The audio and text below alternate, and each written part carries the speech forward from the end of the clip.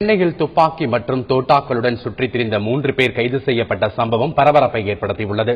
வட மாநிலத்தில் இருந்து துப்பாக்கிகளை அவர்கள் வாங்கி வந்தது விசாரணையில் தெரிய வந்துள்ளது. இதுகுறித்து கூடுதல் தகவல்கள் தருகிறார் செய்தியாளர் கோகுல். சென்னை கோயம்பேடு மார்க்கெட் பகுதியில் துப்பாக்கி மற்றும் தோட்டாக்களுடன் சுற்றித் திரிந்த 3 பேரை போலீசார் கைது செஞ்சிருக்காங்க.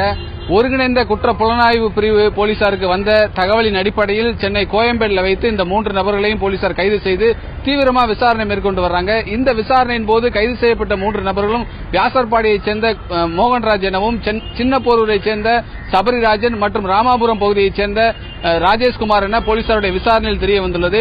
அதாவது இந்த விசாரணையின் போது 3 நபர்களையும் போலீசார் தனித்தனியாக வைத்து தீவிரமா விசாரணை மேற்கொண்டதில் வட மாநிலத்திலிருந்து துப்பாக்கிகளை வாங்கி வந்து சென்னையில் இருக்கக்கூடிய ரவுடி கும்பலுக்கு சப்ளை செய்யக்கூடிய ஏஜென்டாக இந்த 3 பேர் இருந்திருப்பது போலீசாருடைய விசாரணையில் தெரிய வந்துள்ளது.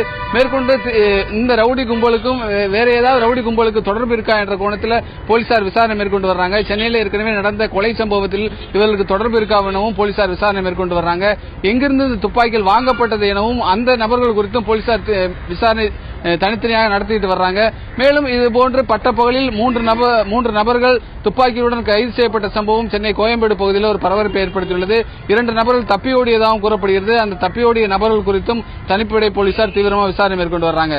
தந்தி செய்திகளுக்காக ஒளிப்பதிவாளர் கார்த்திக்குடன் செய்தியாளர் கோகுல்.